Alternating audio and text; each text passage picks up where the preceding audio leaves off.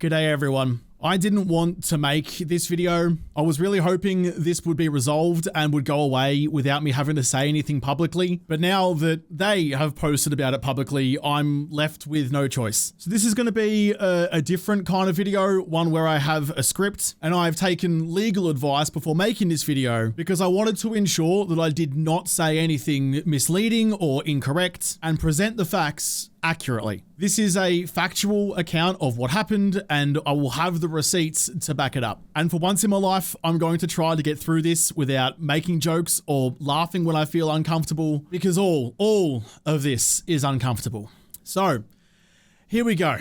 For the past month and a bit, I have deliberately avoided discussing this situation because lawyers were involved, private negotiations were taking place, and I genuinely hoped this could be resolved professionally and privately. But now the Fun Pimps have made a public statement to their creator program about what happened. That statement does not name me, but it praises the vast majority of creators for respecting the embargo and protecting something that wasn't yours to reveal yet. They said, creators were informed of what was included in the build ahead of the weekend, and our developer livestream made that clear as well. And then the vast majority of you got it. You honored your early access, respected the embargo, and protected something that wasn't yours to reveal yet. That claim needs more context. They did not name me, but all of the public discussion of this incident has centered on me as the creator who received and published that material. My videos were removed, my channel was struck, and I was removed from the creator program. Given the timing of that statement and the surrounding circumstances, a number of members of that community have understood that statement to refer to me. And that is why I'm responding. The patch notes were provided only after I had already filmed and completed the videos. They did not identify the build I had received as incorrect until after those videos were posted. At the same time, 3 of my videos have been removed from YouTube following copyright complaints submitted by the Fun Pimps. My channel has received a copyright strike. The related content has been removed from TikTok, where I also now have a copyright strike, and I have been removed from their creator program. So now that this is getting out there, I believe an incomplete account of events is now circulating and people are asking me directly about it. I can no longer remain silent while a version of events is circulated that implies I knowingly took and revealed confidential material and broke embargo. That is not what happened. Before I go further, 2 things. First, I'm sharing this to correct public record, not to direct anyone toward the people involved. And second, I have retained Australian legal counsel since the beginning of this matter. There are parts of the legal correspondence and private negotiations that I will not and cannot publish or discuss in full, but I can defend myself, explain what happened, why those videos were removed, and why I reject the characterization that this was a deliberate leak. So, here is what actually happened.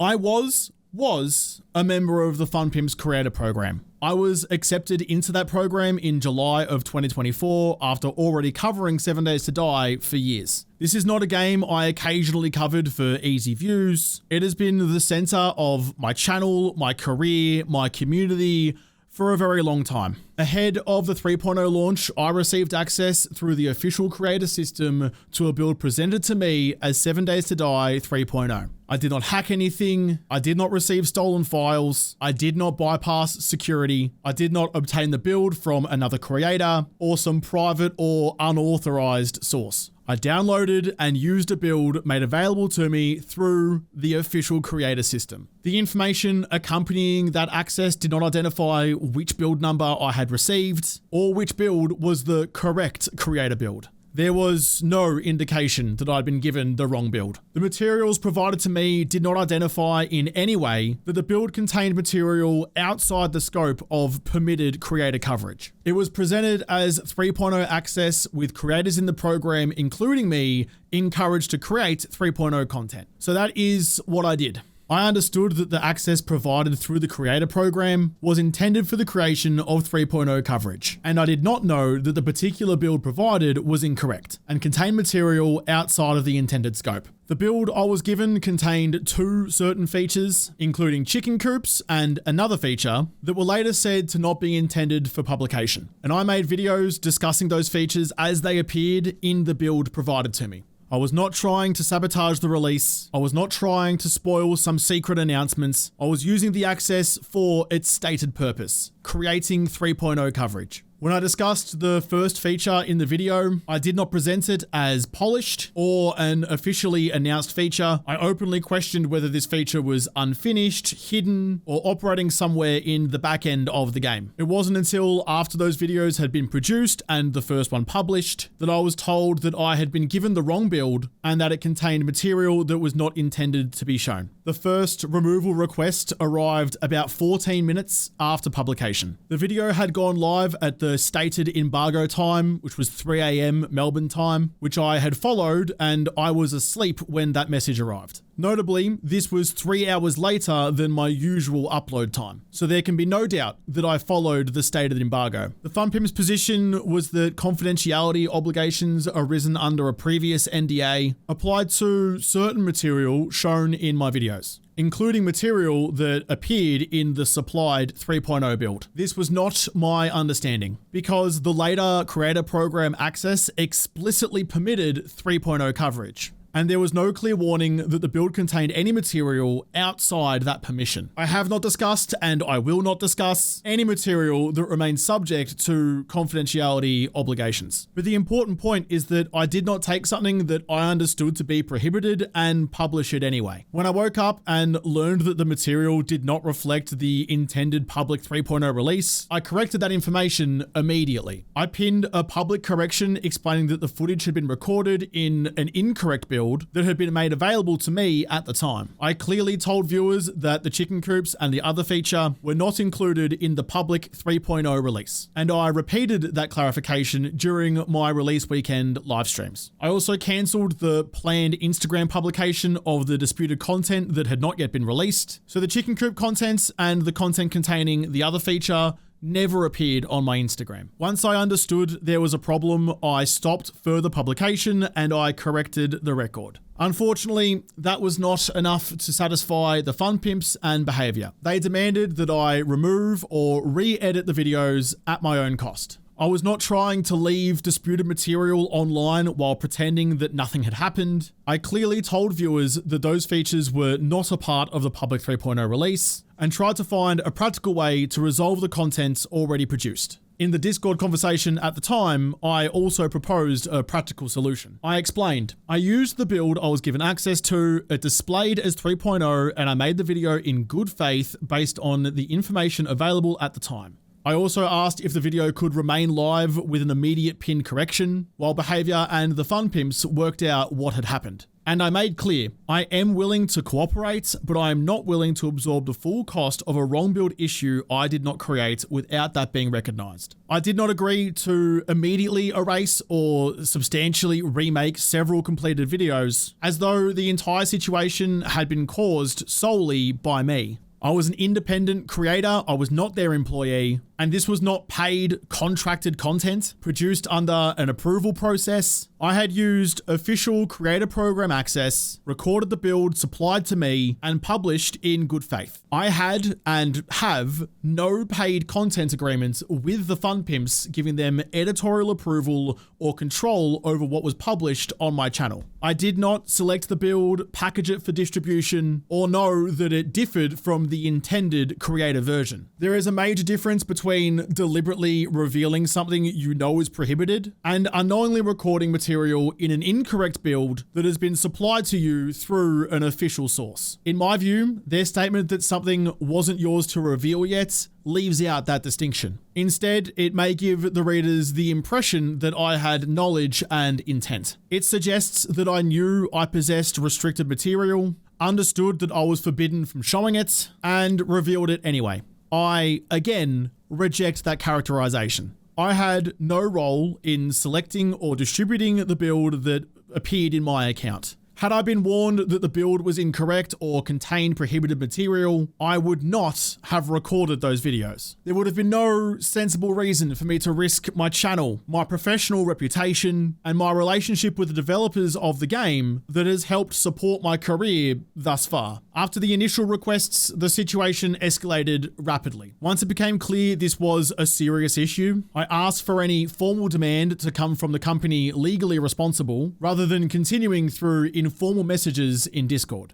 I then received an email from Behavior Interactive, again demanding that the content be removed. In that correspondence, they acknowledged several important points. In their email to me, they wrote, "There appears to have been some ambiguity around build access and versioning. We are not disputing that you received access to a build labeled as 3.0, nor are we suggesting that you intentionally sought out the incorrect build." They further acknowledged that the release notes came only after I had already finalized the videos. While you may have received the release notes after finalizing your videos, you did receive them prior to the official start of Streamer Weekend. And they recognized that what they were asking was not minor. We understand that removing or editing your videos is not a small request, and we do not dismiss that. But most importantly, they wrote, while providing access to the incorrect build was our responsibility. So they acknowledged in writing that providing me with the incorrect build was their responsibility. They still argued that I should have recognized that the material was not intended to be shown, despite me having no knowledge of the internal differences between their builds. I do not, and never have, worked for the Fun Pimps or Behavior Interactive.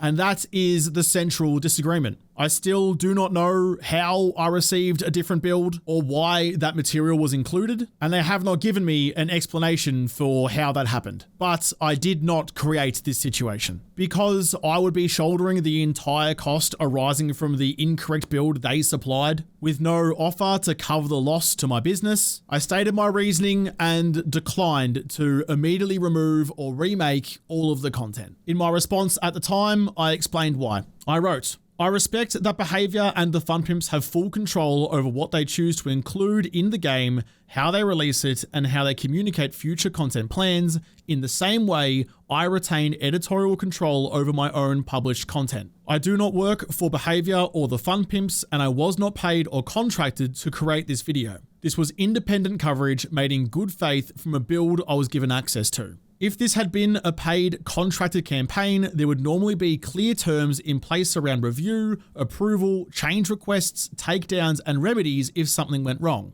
That is not the arrangement here. This was unpaid creator access, and no agreement was made that Behavior or the Fun Pimps would have post-publication editorial control over my independent coverage." I also explained that removing the content was not a minor change. As I wrote at the time, removing the affected sections from the long-form video would affect the structure, title, thumbnail, description, viewer expectations, and performance of the upload. Likewise, unpublishing the shorts and TikTok content would place the cost of this issue on me after the fact. I then received a formal legal demand alleging that I had breached NDA obligations and requiring the content to be removed. This was the first formal threat of legal action. A lot of people have also asked why I did not simply take down the videos immediately, and that is a fair question, but by that point, this had become more than just a request to remove the videos. Once their legal team became involved, I could no longer just remove the videos and assume that the matter would end. They had made clear that removal alone would not resolve it, and that further legal or platform action could still follow. From that point, I could not take the videos down without first obtaining legal advice. The demand arrived on a Saturday morning in Australia, which also happened to be my birthday. It had been sent on Friday evening in their local time and required a response by Monday afternoon in North America. That left me with less than one full business day to find Australian legal representation and review their demands. I requested an extension until the following Friday so that I would have time to find appropriate counsel. That full extension was declined and I was given until Wednesday. I urgently contacted several Australian law firms over the weekend and eventually retained lawyers to represent me. From that point onward, I stopped trying to handle the dispute personally and allowed the lawyers to communicate. On the 25th of June, my lawyers sent a formal response to Behaviour Interactive and the Fun Pimps, explaining my position and attempting to resolve the matter. Behaviour Interactive's legal counsel then informed my lawyers that their clients maintained their position and intended to pursue the legal remedies available to them. Ultimately, and unfortunately, despite my genuine attempts to resolve the matter by compromise, no agreement was reached. I was not willing to accept a public version of events. That said, I had knowingly leaked material that I understood was prohibited. That is not what occurred. I hold myself with integrity and honorable actions, and I was concerned that the public impression being created was that I had deliberately done something wrong. Protecting my reputation is important to me. Around the same time, I was removed from the Fun Pimps Creator Program and its Discord. I received an automated lurker email saying my application had been declined, despite having been accepted into and participating in the program 2 years earlier in July 2024. The Fun Pimps then submitted copyright takedown requests in relation to 3 of my YouTube videos. Those videos were removed and my channel received a copyright strike. They did not simply remove the particular sections they disputed, they took down the videos wholesale. A copyright strike places the wider channel at risk, and further strikes could have severe consequences for the entire channel. And this channel is my livelihood. It supports my business, my staff, and the community that I've spent years building. It is our home for everything from entertainment to our charity work. The public removal pages identified the Fun Pimps as the party making the copyright complaints. Viewers could see what had happened and people naturally began asking questions. Even then, I did not immediately make a public response. I did not comment beyond saying that I was aware of the takedowns and that it was being handled through the proper channels. I did not make videos attacking the Fun Pimps. I did not tell my audience to go after anyone. I did not publish private legal correspondence. I continued to try to deal with the matter through my lawyers and the proper channels. But after weeks of me staying quiet, the company released a public statement that, in my view, framed the situation in a way that implied that I knowingly broke the embargo and revealed something I understood was secret. That statement creates the impression that I knew that material was restricted, that I knew I was forbidden from showing it,